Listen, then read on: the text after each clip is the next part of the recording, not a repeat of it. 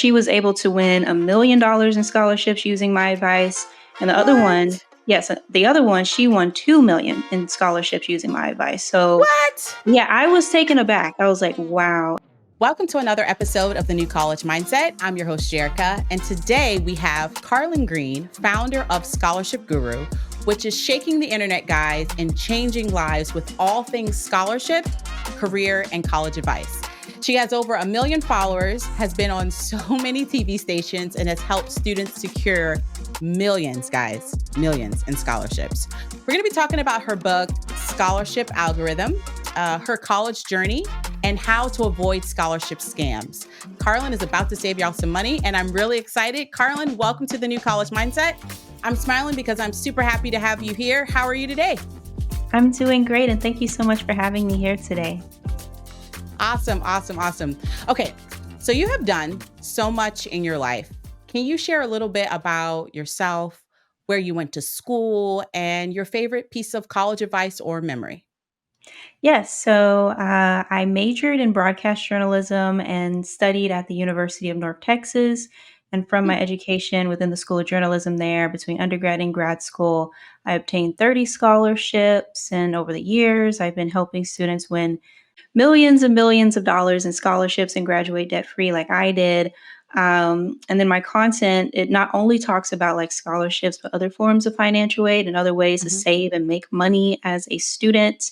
And even it goes into internships, job advice, some of everything. I try to make it like a one stop shop, if you will, for students to Yeah. navigate high school, college, and then going into their career.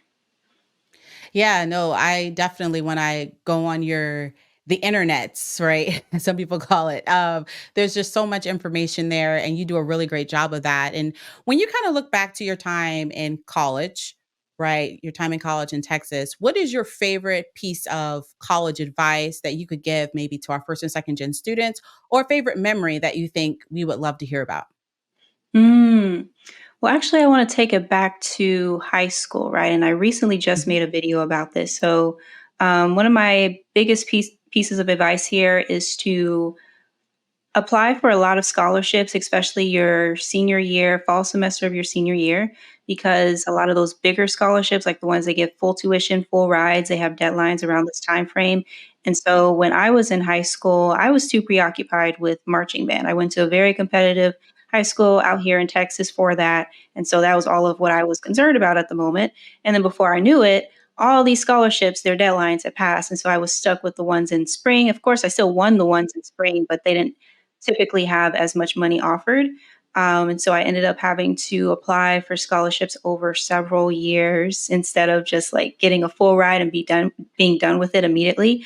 And Mhm. then another tip I have for you as it relates to scholarships here is to apply for as many schools as possible, right? That's another one of my Hmm. mistakes because I only applied for like a small handful of them, and every year you hear those stories of like students who win millions of dollars in scholarships. Well, 9 times out of 10, they're applying for a lot of schools, right? Like 20 or even 50 schools. And so from Wow. each of those schools, they're getting financial aid offers, and then they might negotiate those financial aid offers to Mhm. get even more Mhm. aid offered.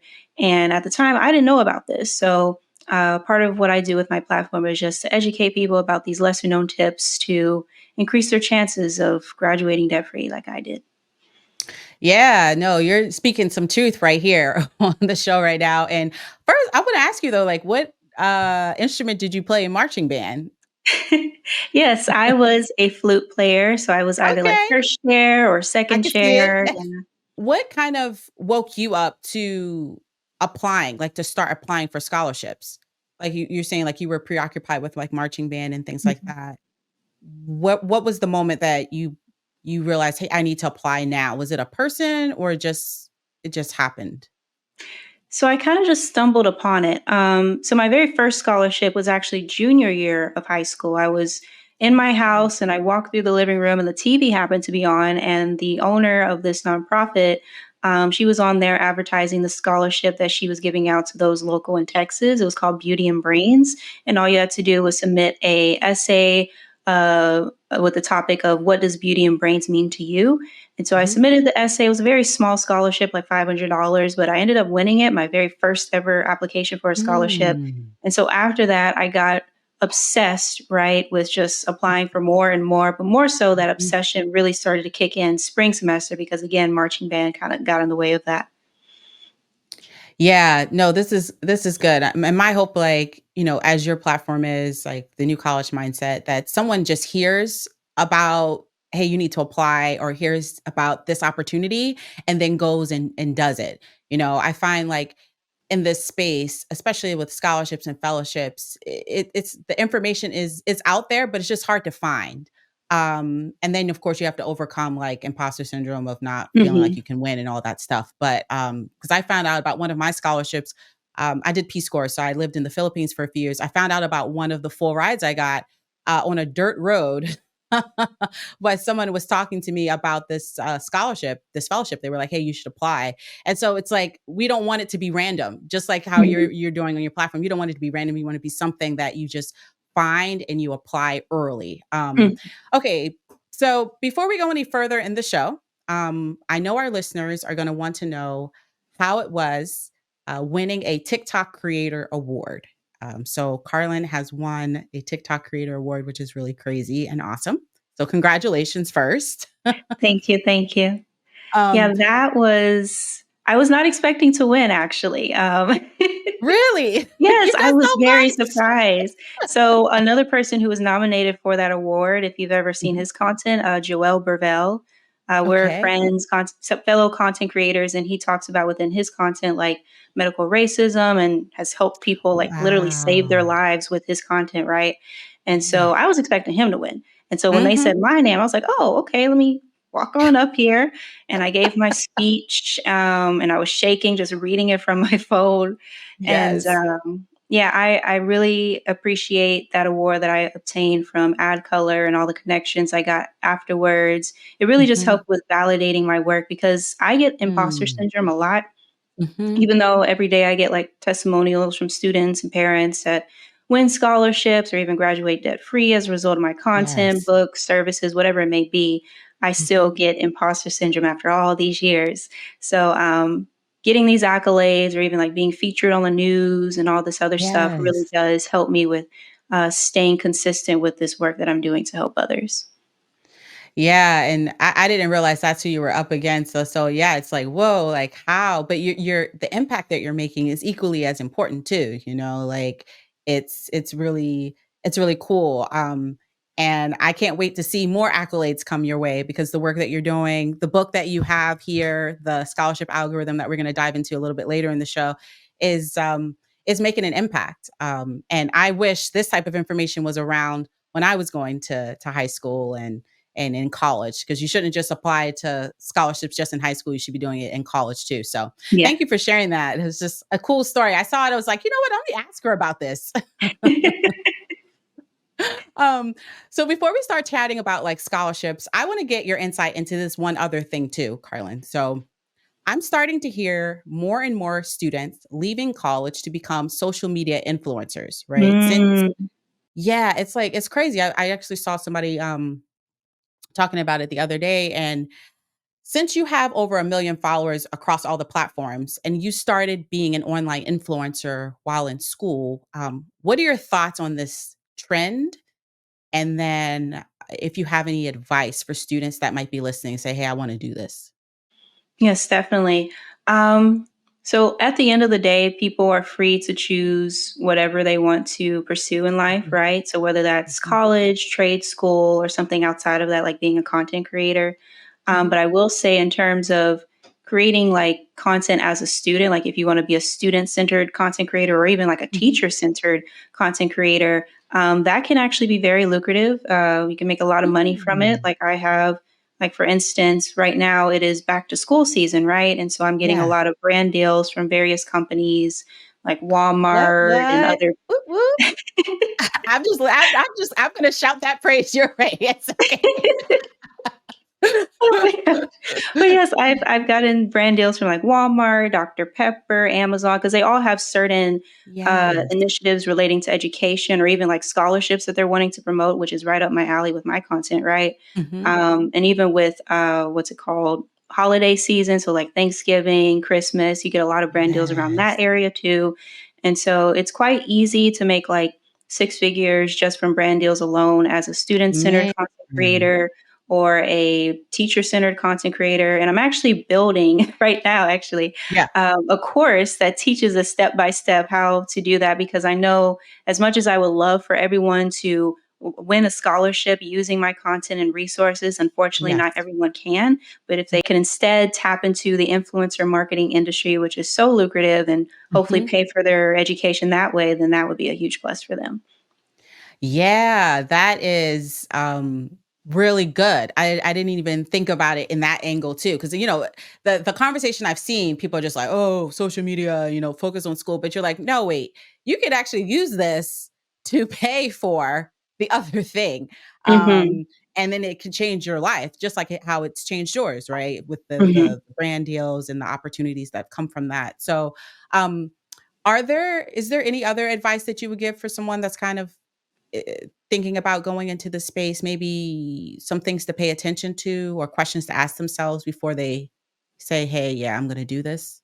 Yeah, I would say to first ask yourself what type of education content creator you would want to be, whether Okay. that's like teaching someone stuff or just doing like day in the life type of stuff, or like, oh, Mhm, day in the life at this specific university or as a student studying this certain major, whatever it mhm. may be. Or even like the type of creator who focuses on recommending products that are specific to students or teachers. You can make a lot Mm. of money from affiliate links, right? Mhm, Um, mhm.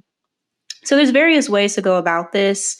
You just have to figure out what you're most likely to be best at.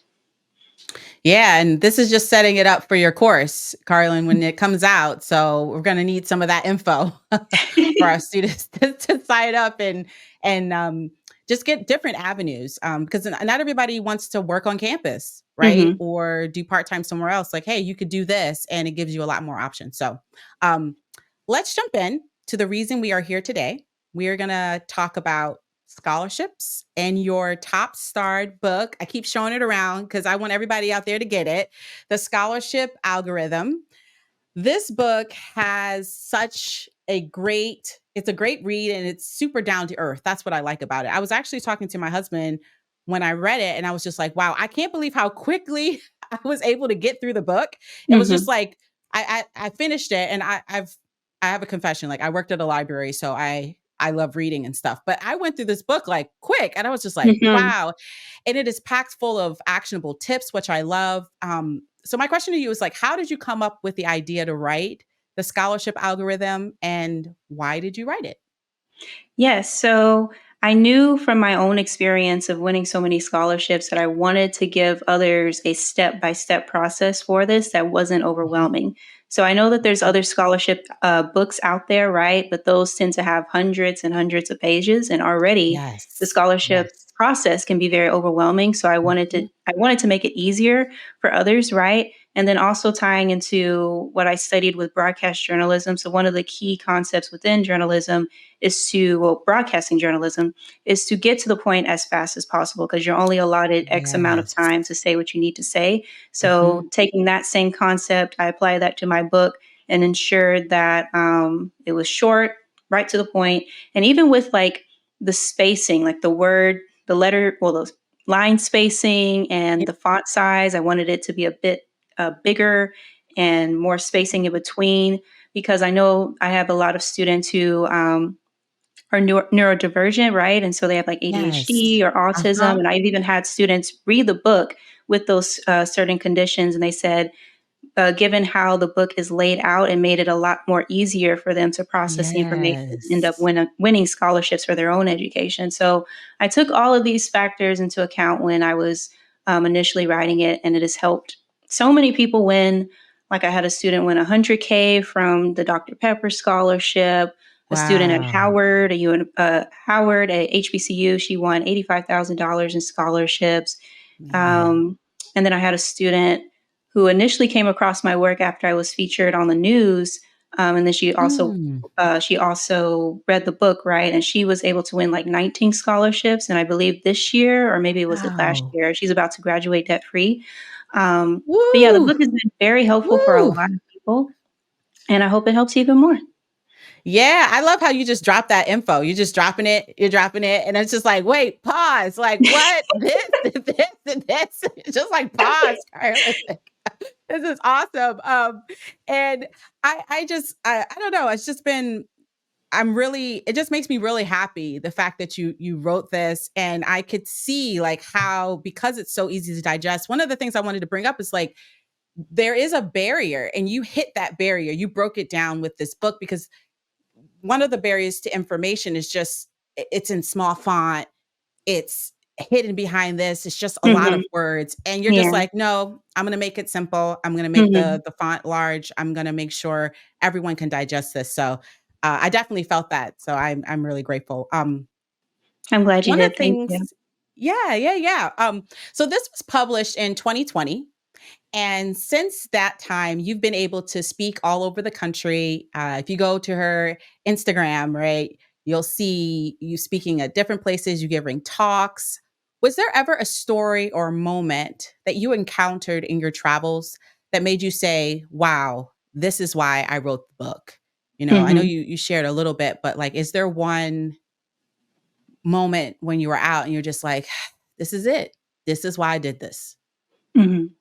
Yeah, so actually, about 2 years ago, I was invited to, speak at the NAACP conference for their AXO students. Oh. So AXO is basically this competition that you can compete in if you are a high school student. I definitely recommend to do so. I actually did my when I was a senior in high school, I did the poetry performance category. They have so many different categories, like in STEM, the arts, and so forth. But anywho, I was speaking to the students there, giving my scholarship masterclass. But before my masterclass, I had two students who walked up to me and they had been following my work for like years, for quite some time, used my Yeah. resources and all that. And one of them said that she was able to win $1 million in scholarships using my advice. And the other one, What? yes, the other one, she won 2 million in scholarships using my advice. So What? yeah, I was taken aback. I was like, "Wow." And this is part of the reason why, like, when people ask me, "How much total in scholarship money have Mhm. you helped people win?" I can never give a concrete Hmm. answer because there's stories Mhm. like that almost every day where I only happen to know about their results because Mm. they speak to me in person rather than them wanting to Mm. tell me about it via email or DM comments or whatever it may be. But yeah, again, hearing those stories of people winning, it really helps with just centering me back again into my work and finding out even more ways on how I can help others. And even with my other book that I have, is called The Disabled Debt Free Degree. So that book is Hmm. for students with disabilities, health conditions. There's a lot of lesser Mhm. known financial aid resources for them. And I just had a student who studied that book, right? And through that Mhm. book, one of the things I mentioned within it, which you should definitely check out if you have a child or you are yourself having a disability, is Yes. vocational rehabilitation. And so, with that Mm. program, they were willing to fully fund her tuition at Harvard University because she had Wow. just completed community college out in California and then was going into Harvard. And at first, oh my gosh. And at first, vocational Mhm. rehabilitation was like, oh, no, we can't fund this. We can do instead like a state university within the state of California because Harvard, as you may already know, is very, very expensive. Oh, But yeah. one of the other parts of the book talks about how to negotiate um, increasing your Mm. chances of getting more funding from private institutions so that they can cover that as well. So it goes step by step into Mhm. that whole process, as well as other ways to save and make money as a person with medical conditions. So definitely check that book out as well as if you can. Yeah, no, I'm definitely gonna leave that down below so students can buy it, or whoever else is listening can buy it as well. And I want to veer off just a little bit and then come back to talking about scholarships. But you, I just feel like you're a gift, you know, Carlynn. Like you're a gift. You have really like you have these skills and you're just giving back when was the moment that why did you decide to go online? Like why did you decide to take this info and go online? Was it first like Instagram or you did YouTube first or like what I don't even know how to say it. Like, why did you decide to just go online and share it that way? Yes. So basically, in 2017, after I had won about 14 scholarships, I won the other ones as like a current student in undergrad and grad school. But at that moment, after winning all those scholarships, one of the scholarships in particular, my mom had a very emotional reaction to it because she Mhm. thought we were going to have to take out student loans, right, and be Yeah. in loan debt, but that ended up not being the case. And so after seeing her emotional reaction and all the tears, I decided to go ahead and create content via YouTube. And also, this was Mm. already going to be very right up my alley Mhm. because I was going into undergrad to study broadcast journalism. So this would give me, Okay. plenty of practice on how to be in front of Uh-huh. the camera and speaking because Mhm. Mhm. I have very major social anxiety. If you haven't already noticed, kind of socially No. awkward. No. Hey, we're So it nerds. was We're nerds. practice for Nerds me, right? unite. Yeah, it was like I can get some practice with being more comfortable in front of the Mhm. camera, improve my communication skills, as well as simultaneously being able to help others with emulating my results. So it was like a win-win. Yeah, no, that's really cool because I've always wondered that and just hearing all of the different people that you've helped. I'm like, that one step alone just like was a game changer for so many people. And so thank you for sharing that. I really appreciate it. Carolyn, you've won 30 scholarships so far. I'm sure in the future you might win more because you just never know. Maybe you become a doctor, you get your doctorate or something like that and need to get more You know, scholarships. I originally wanted to be a doctor, a nephrologist, so dealing with kidney Oh, care, yeah. But oh, I'm scared of blood, so that ended up not happening. Yeah.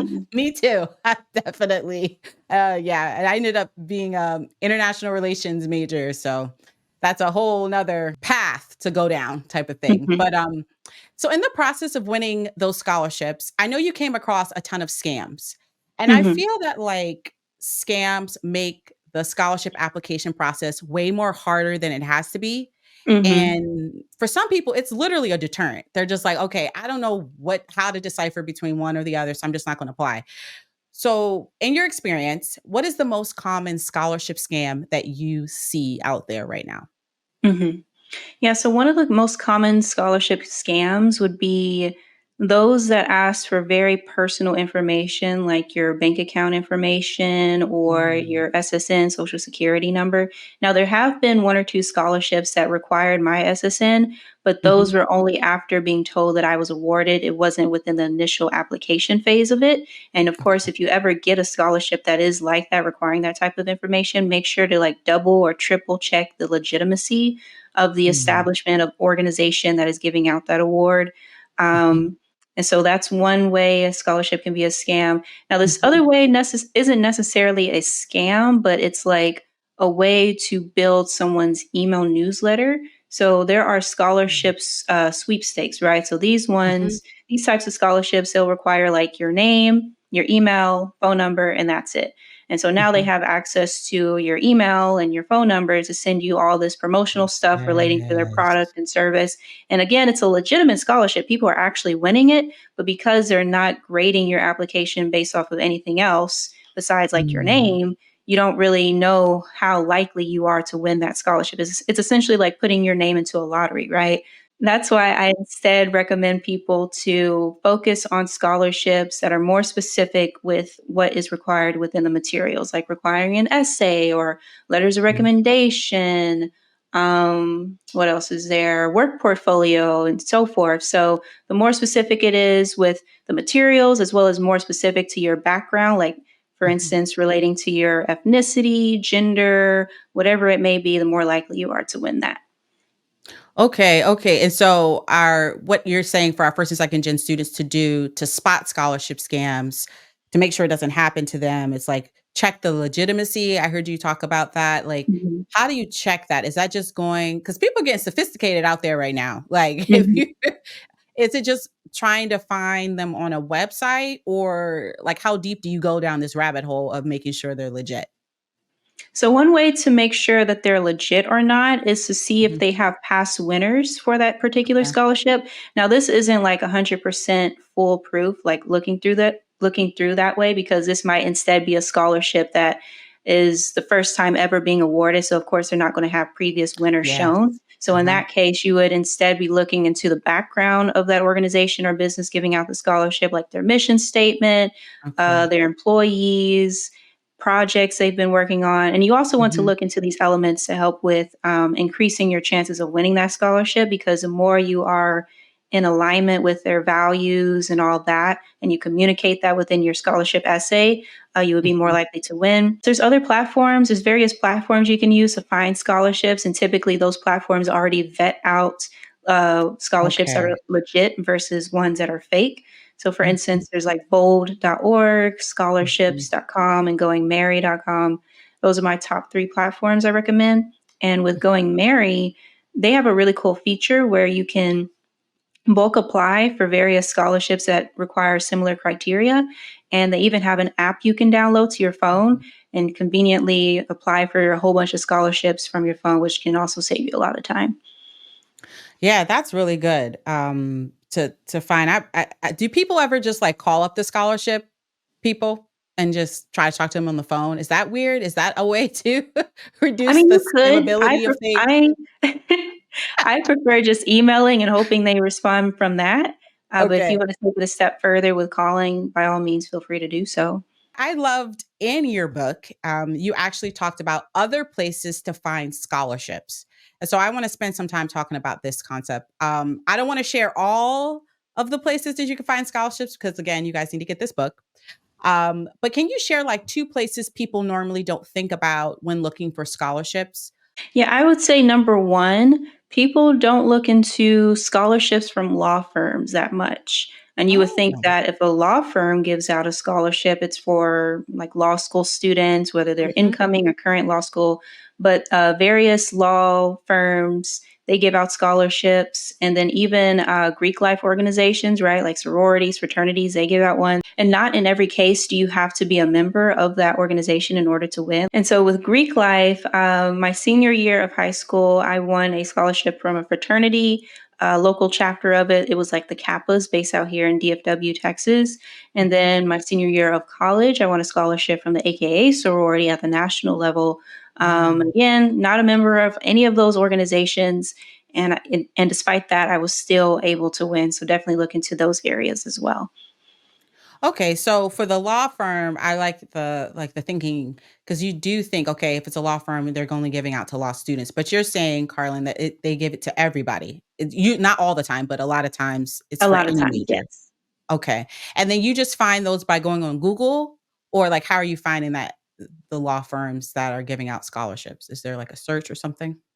Yeah, you could go to Google, and sometimes those certain law firm scholarships might be featured on certain scholarship search engine platforms. So, either way, or even looking into the local law firms within your own state and seeing if they have opportunities as well. Okay, okay. So it's like you're calling them up or you're just searching law firms in the state of like I'm originally from Maryland. So law firms in the state of Maryland and then you just go like line by line to find their scholarships or you're saying law firms with scholarships in the state of Maryland. Like how I know Yeah, it's a little bit nuanced. You could Google law firm scholarships Maryland and then Okay. see what Maryland law firms provide scholarships. But of course, Mhm. don't limit yourself to only those within your state. You could probably also apply for ones that are law firms based in another state as well. Okay, okay. No, that's really good. So, okay, law firms and Greek life. And can you say again the approved scholarship sites that you like to use? I know you mentioned 3, so I just want to hear them one more time for everybody. Yes, so there was scholarships.com, Mhm. bold.org, Mhm. and goingmerry.com, like Merry Okay. Christmas. Wow. I haven't heard about that one, Going Mary. Yeah, it's fairly new. I really like the interface. Very easy to use, plenty of filters to narrow down your search results even more. Yeah. Yeah, yeah. No, okay, yeah, that's a new one. I'm excited to have our listeners check it out. So, there's also this idea I've heard you kind of discuss about tiers of scholarships, and I Hmm. really found that concept very insightful. So, can you tell our listeners what is that? What are tiers of scholarships? The idea of tiers of scholarships. Yes. So basically, there are scholarships that you are more likely to win versus those that you are less likely to win in terms of like geography, right? So you got Mhm, at the very top of that would be like internationally competitive scholarships where you're competing with someone from mhm, just about any nation out there, right? And then right mhm, below would be nationally competitive scholarships, like those open to anyone within the United States. Then right below that mhm, would be state level scholarships. And then below that one would be institutional scholarships, so those offered by a mhm, specific university or college. And finally, mhm, local scholarships would be those are that are specific to like a certain city, county, school district, and so forth. mhm. Okay, okay. And I had never heard of that before. I think like I don't know if you had the same thought, but like when you start thinking about scholarships, you just lump it all together. Hmm. And and usually the ones that the reason why you think you can't do it is because the ones that pop into your brain are usually the international or the national ones, Yeah. right? The big dogs. But for our students, our first or second gen students to hear that there's actually tiers. So Hmm. maybe you may not be competitive on the international national one, Hmm. um, but you can have a really strong shot at these local and institutional ones. Exactly. Um, and then by winning, kind of like what you said when you got that first 500, it just let me keep at it. I got Hmm. it. I got it. Instead of these big national ones. You know what I mean? Yeah, most of the scholarships I won were local scholarships and one specific to my Okay. state, as well as ones that intersected with being from my state and also relating to my major. So, for instance, here's another great resource for uh, getting scholarships, and that's from professional organizations relating to what you're studying. So, I majored in broadcast journalism. So, I would look for scholarships relating to broadcasting, relating to journalism, media arts, whatever keyword associated with that, and Mhm. even more so if they were specific to those who are in Texas, because again, that would lessen the competitive pool by a lot. Yes. Yes, I love that, I love that. Oh, this is good, this is good, okay. So we're gonna assume that our students have navigated finding a real scholarship to apply because now we are scam experts. We know how to, like, cut through the scams, and they're ready to write. But what usually hits a lot of our students during this time is the writer's block, right? So I Hmm. wanna talk to you about that. You've done this enough times, right? 30. You've coached students into winning millions of scholarships. What advice do you have for overcoming writer's block and getting in the mood to write for our first or second Hmm. gen students? They might find that helpful. So, first, I would recommend to just open up your voice memo app on your phone or Okay. the voice to text feature on a Google document or Word document and simply speak out, right? All of what you're wanting to say within your writing. Because every Mhm. now and then, when I get writer's block myself, I do this and it ends up helping me a lot with drafting out my essay. And for instance, this strategy helped me with applying and winning a scholarship that I won from Future, this famous rapper. He has a Uh-huh. foundation, and so I applied for his scholarship very last minute, like at 3 a.m. in the morning. Of course, at that time I didn't feel Man. like typing, so I just spoke it Yeah. out, and I Or ended wait. up winning it. So yeah, definitely consider doing that. And another thing would just be like brainstorming ideas on how you can approach your writing, as well Mm, as trying to figure out how you hope to uniquely contribute to society or your specific field. And that is very, very mm, crucial to communicate within your essay, your writing, because so many people, when mm, they're writing a scholarship essay, they'll say, oh, I want to help people. I'm mhm, very passionate about education and research, but they don't go into the specifics on how they can uniquely do so and as to why they specifically are needed in that industry now over perhaps someone else who is competing against them. So basically, trying to communicate within your writing scarcity and urgency, which is often used in marketing practices, that can also mm. help a lot with ensuring that your essay stands out more and is more memorable. Yeah. Can you break that down a little bit more? The idea of scarcity and urgency in the essay? Yes. So with Can you clarify? scarcity, it's basically, how do I say this? Actually, let's start with urgency, right? So Mhm, let's say that you are going into a specific field or subsector of a field that is Mhm. very needed right now, consider like what's happening with breaking news and so forth. Well, if Yes. you can demonstrate that within your essay, then that could show urgency as to why what you're doing is needed Mm. now. And then in terms of scarcity, let's say that you're going into medical school, but you're going into a certain field of medicine that isn't as Mhm. represented, but definitely needs people. That shows scarcity. So I hope that those examples there makes a bit more sense on how to go about it. And I even have like a separate resource on my website that goes more into detail on how to effectively use this within your writing. So feel free to check that out.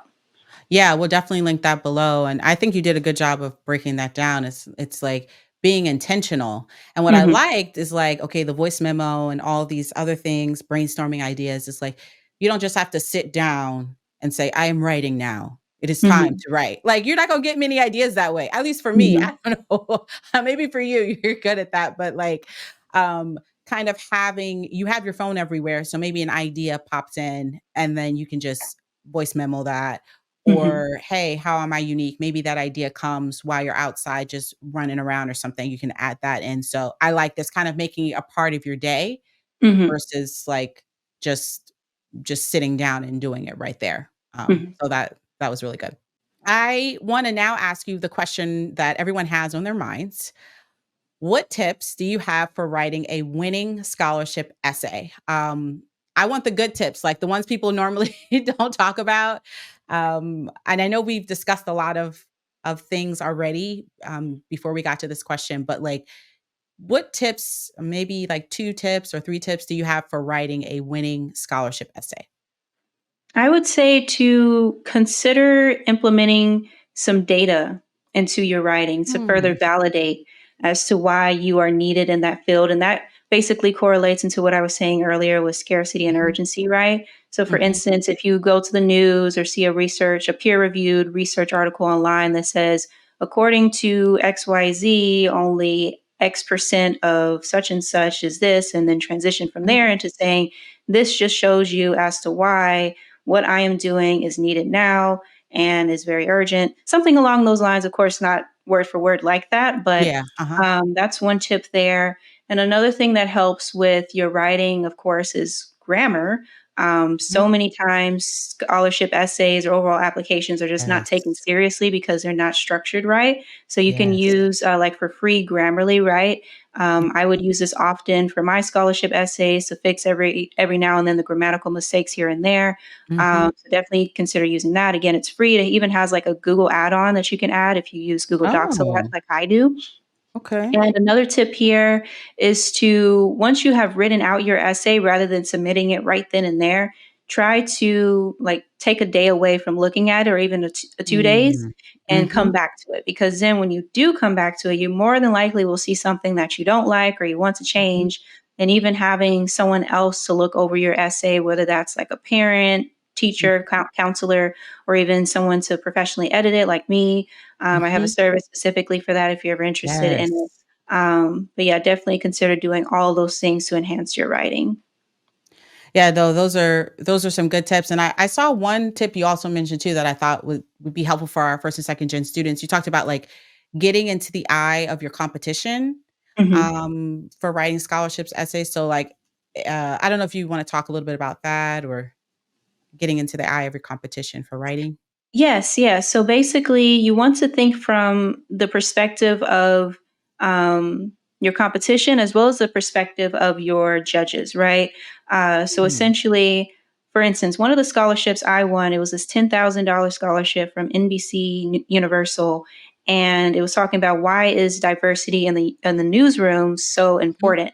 And so I determined from that prompt that okay, people are going to say diversity is important for this reason, and that. So those are the most likely outcomes that people are going to articulate within their writing. So I mhm, needed to not only address those like in the beginning very briefly, but also then go into more detail about a lesser known reason as to why diversity is important in the newsroom. mm, And that would ensure that my essay stands out and is more memorable to my reader. So definitely mhm, first take the time to determine how others are going to approach their writing and see how yours can be different. And then on the flip side of that, as it relates mhm, to um, thinking from the perspective of your judges, keep in mind that every now and then certain scholarship judges, they might have certain biases. And so if you're mentioning certain things within your Mhm. writing that don't resonate with them, then that Mhm. could lessen your chances of winning that scholarship, which is all the more reason why it is important that you first research beforehand the background of like that organization, business,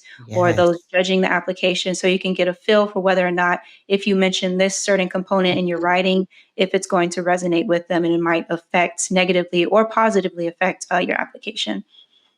Yes, no, I feel all those things. I second, third, a thousandth, all those things that you're saying because you want to stand out. And you want to stand out in a good way.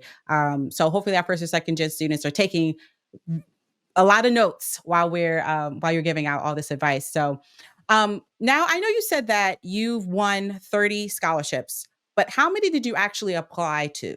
Like, I don't know if you have that number in your brain. Like, how many did you actually apply to? Yes, so I applied for a little over 100 scholarships and ended up winning 30. So my win rate was like 30%, give or take. Um, Yeah. and then I've even had students win, like I had a student win 24 scholarships or 26. It was something like that. Wow. And she applied for 200 scholarships, all as a current college student, which is a lot harder to win as a current college student because there's Yes. significantly more financial aid available for high school seniors or incoming Mhm. freshmen, right?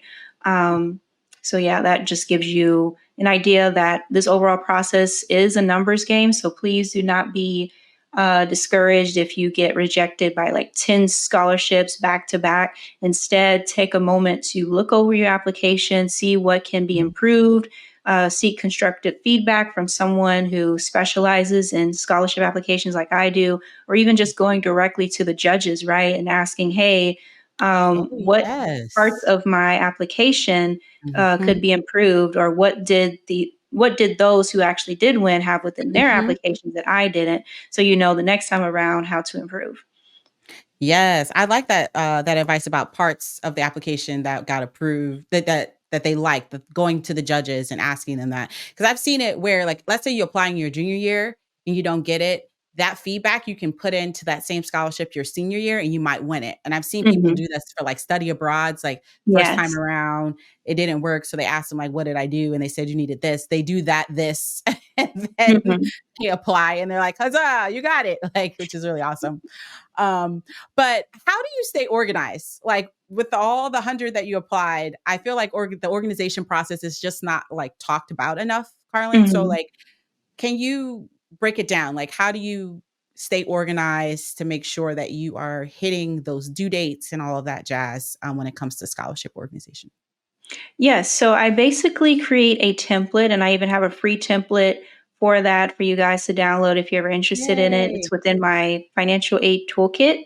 Hmm. So basically, it's a spreadsheet, a Google spreadsheet that shows like the name of the scholarship, the link to it, when it's due, and all this other important information. But in relating to the column that talks about when the due date is, instead of Hmm. saying that it's due at this specific day, I will instead trick myself and say that it's due like 3 or 4 days before that because I Mm. procrastinate a lot, right? And so, had I not tricked myself about so many other scholarships I ended up winning, I wouldn't have won them in the first place. I would have applied too late. Um, and another thing that's important to keep in mind when you're organizing scholarships are time zones, right? Because you might be like, if you're in Central Time, like I Yes, am, that's Texas, good. and you're Hmm. applying to a scholarship last minute, and that scholarship is has the deadline of 11:59 Hmm. p.m. Eastern time, like New York or Hmm. whatever, and you apply last minute, then you are late. I have literally been late for about 10 scholarships because I was procrastinating for Easter time deadlines. So keep that in mind, especially if you're an international student, because the deadlines might even be even even greater for you, right? Yeah, no, you're so right. That time zone thing is super tricky. I just think about even us setting up the time because I'm in the East Coast and you're Central Time and you're saying like, okay, I'm ready at this time. And I'm like, okay, wait, what time is that? Like, it's just in your day to day life, it's tricky. So they put on top of that scholarships. You're just like, okay, yeah, I'm pretty much done. Mhm. um, so another thing that stood out in your book was a phenomena that I think would be really helpful for our students to hear you talk about, which is like you can win a scholarship and you're like, hooray, I won it. But then you go to apply it to your school and the school removes their funding. And so you Mhm. can end up in like a worse financial situation, which Yes. I know is like crazy bonkers, guys. So that's why I was just like, okay, want Carlynn to talk about this. Can you Mhm. explain more about that situation in really simple terms Mhm. and what our students can do to avoid that? Yeah, so basically, that is what's called financial aid displacement or scholarship displacement, where they Mhm, replace free money with free money, right? So let's say you already have a grant awarded to you, whether that's from your state or federally, and then you also have an incoming external scholarship awarded. Well, let's say that that grant is $2,000 and that incoming scholarship is $2,000. Well, instead mhm, of them adding to your financial aid package to have a total of 4,000, they would just mhm. replace the 2,000 with 2,000. So you're back to just Yes. 2K, which totally Mhm. defeats the purpose of, Yes. applying for all these scholarships and Say finally that winning. again. Um, so there are some ways to avoid this, right? So, for instance, there is a cost of adjustment form that you could fill out with your university, which essentially Mm, just increases your cost of attendance for a specific year, which might sound on the surface level kind of bad.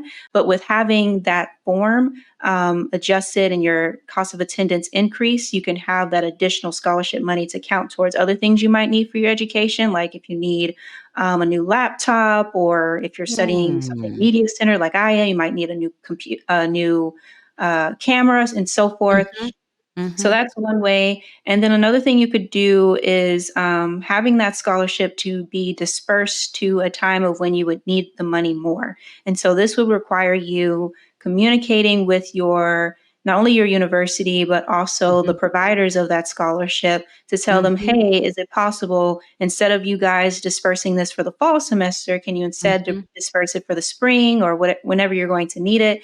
And mhm. so that's another way to avoid displacement.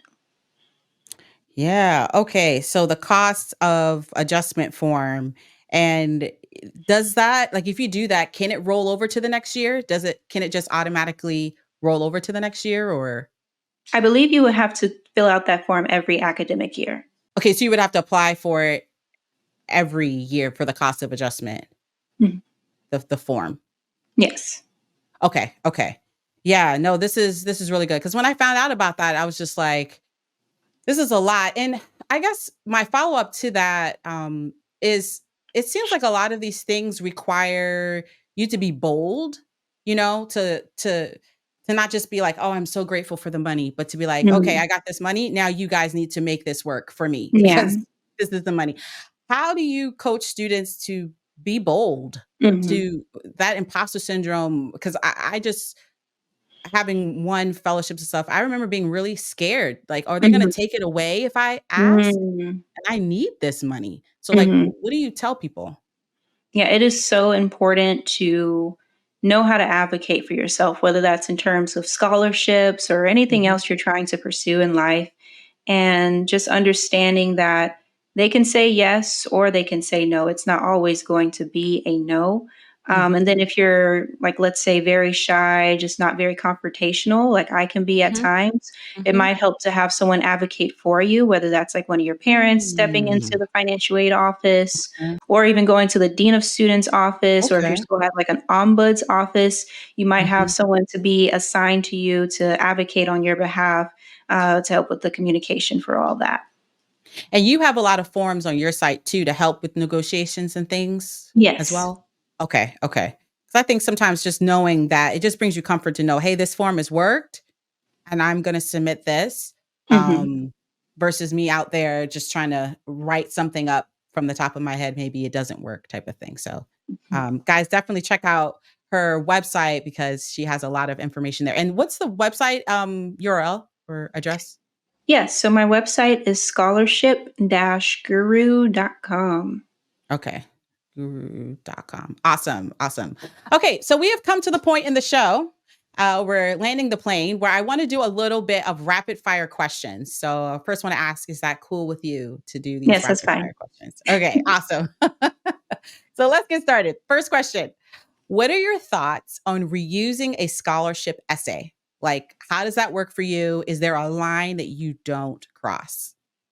I would say reuse it. Yes, that's what I did, and it helped a lot. It saved you a lot of time. It's not considered self-plagiarism as it would be with, like, resubmitting an essay for another class. But, yeah, definitely do that, but, of course, adjust the wording here and there so it's more custom made to that specific audience. So Mhm. that might mean, like, an adjustment of 10% of your essay, but for the most part, you can just reuse it. Awesome, awesome. Yes, and make sure you guys replace the name of whoever Yes. you're trying you're like, "Dear so and so." It's like, "Wait, wasn't that" that's like my greatest fear. If I submit it, like, "Oh, crap." Okay, question number 2. The topic of just oversharing or trauma dumping, Mhm. in their scholarships. How do students avoid that when writing their scholarships? Any tips or advice on that? Yes, so I would say, well, I will say this. For the very first scholarship that I won, I did trauma dump, but I Mhm, wasn't comfortable with sharing that part of my story every single time for mhm, all the other scholarships that I won. mhm, And so there are other ways you can go about your writing, like talking about how you hope to uniquely contribute to your field, to society, your future goals. Well, that basically correlates with that. Let's see. Mm, Again, tying into scarcity and urgency, just know that you don't necessarily always have to talk about trauma, because you also have to think from the perspective of the judges, right? Because since there's this mhm, common misconception that in order to get a scholarship or in order to get into a top school, you mhm, have to overshare about very sensitive subject mhm, matters. mhm. Over time, they might get desensitized to those types of Yes, essays. And so as a result, your message just doesn't resonate as much as it would. And so if your essay can instead be like a breath of fresh air, just yes, beaming with positivity and showing your yes. potential through and through, I would say, would be more likely to win. Yes, I love that. Yes, follow that, guys. We don't have to trauma dump, which is like Mhm. super common. Okay, number 3. So, since you wrote your book in 2020, I feel that AI has really exploded. What are your thoughts on how to use AI for scholarships? Okay, Mhm. okay. So various scholarship platforms that help you with finding scholarships, their algorithms already use AI to match you with scholarships. Oh, So it's already been a part of the process. And even okay. with that platform I mentioned, Grammarly, which helps with correcting Mhm, grammatical mistakes, it uses artificial intelligence to identify those grammar errors. And then in terms of like using AI, you might want to use AI or consider using AI to like brainstorm ideas for your writing, or you can mhm, even ask the AI, hey, I submitted this scholarship essay for this specific scholarship. I ended up getting rejected. Can you give me some feedback on what exactly mhm. prevented it from winning? And then from there, the AI could regenerate some suggestions on how to make your essay stand out more. So those are some ideas you can use in terms of using AI for scholarships. Okay, okay. I'm breaking the rules here. I'm gonna have a follow-up question. Are there any red lines to using AI in your Just mind? writing completely your essay with AI, because it's Okay. so obvious. It is so obvious when that's done. Please don't do that. Look, so people are like, "You know what? I am. I'm gonna go with this. I'm just gonna put it all in there." People will be they'll find you out, guys. They'll find you out. Okay, Mhm. number 4, draining, frustrating, over it, are some of the words our listeners use to describe applying for scholarships because you hear so many no's, right? How do you keep yourself positive during the scholarship application season? I know we touched on it before, but this is one of the questions that we got. For me, it's thinking that what's meant for me will eventually come to me. Mm, So that really helps, just thinking that over and over again in my head. And also, anytime you're rejected, take the time to critique your application, seek mhm, constructive criticism, as well as just understand that not everything is going to turn out the right way for you, but there's some lesson you can learn from that on how mm. exactly you can improve, not only for scholarships, but other competitive applications, whether that's a job application, college application, whatever it may be. Those same fundamental skills on how to stand out for competitive applications can really help you in just about anything, honestly. Yeah, yes. Okay, good stuff. You did it. You did the questions. um, Everybody, you guys got to go out there and get her book, The Scholarship Algorithm. What I love is that some of the proceeds go to starting a scholarship fund, which is really great. Yes. Can you tell people about the scholarship, your scholarship, and where they can find your book and you online? Yes, so I all the scholarships that I give out are on bold.org. So if you go to Oh, my okay. profile, Scholarship Guru, you'll see the various Mm. scholarships I give out. So currently, I have one that's open for students who have existing student loan debt. I just had a scholarship awarded the students for the scholarship I give out for those who have disabilities, health conditions. And there's various other scholarships I've given out in the past, but every single year I'm giving out at least one or two different types of scholarships with multiple winners for each. Man, Carlin, like this is full circle. Do you realize how full circle this is? Yes. You're like, I got a scholarship myself. I can just give out money. And before you're just like, I need to apply to something. Oh man, this is just makes me super happy that this happened for you. And then you're continuing to give back in this way. So outside of your book and socials, right? Social media, do you help others in person? Can you talk a little bit about that? Yes, so I do help people in person, especially when I have a speaking engagement, such as at a university or a Okay. conference, like I did with the NAACP. So I've spoken at various like HBCUs, community colleges, and so forth. So if perhaps you like work at a school or are currently a student at a school and you would love for me to like be there, feel free to reach out to whoever is in power at your establishment and see Yes. if we can get that all set up with like logistics, time, and all that. Awesome. Awesome. Okay. And they would go to your website to do a contact form and submit that information there if they want you to come. Yes. So on my website, when you scroll down, there should be a page that you would click on that says Okay. speaking engagements or something along those lines. And then once you're on that separate web page, you'll see how you can schedule me or book me for speaking. Okay. Okay. Man, Carlin, I have had a lot of fun talking to you and kind of picking your brain because you have so much going on up there that is just super helpful for all of our students. I want to thank you so much for coming on the show. And I want to ask you if you have any last words for our first and second generation college students out here looking and applying for these scholarships, because these scholarship streets are crazy.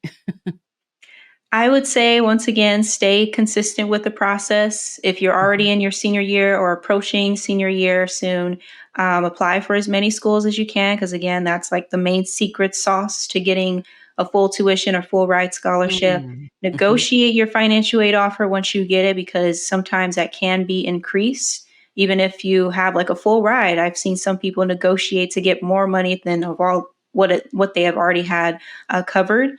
Um, Mhm. and continue to learn from my content, my resources. I'm always learning new things about financial aid. And of course, the FAFSA form and all this other stuff is constantly changing every single year, or just about every single year.